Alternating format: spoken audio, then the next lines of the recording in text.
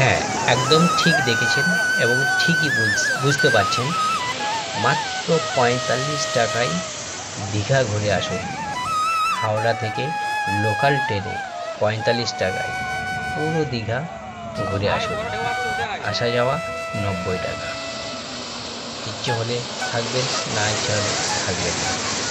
হ্যাঁ, এটাই আমি করলাম। আমি যেটা বলতে চাইছি, এবার আমি লোকাল ট্রেনে এলাম, খুবই ভালো লাগলো, খুব মজা করলাম। হ্যাঁ, আমি অবশ্য এক রাত্রি ছিলাম।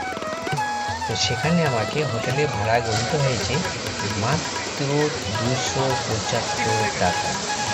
কত? ২৭৫ টাকা। খুব মজা, খুব ভালো। হ্যাঁ, বিয়ের সামনে নয়, একটু ভেতরে, একটু ভেতরে ভালো হোটেল, থাকার মতো, কোনো অসুবিধা নেই। তো তোমাকে এই ইনফরমেশনটা দেওয়ার জন্য এই ভিডিওটা আমি বানিয়েছি।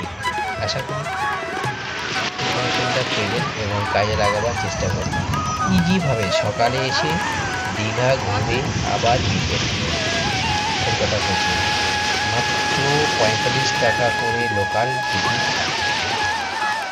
৯০ টাকায় আসা যাওয়া, ২০০ টাকায় হয়তো খাওয়া দাওয়া করলেন, যদি না থাকেন বাস ৩০০ টাকার মধ্যে আপনার দীঘা ঘোরা কমপ্লিট।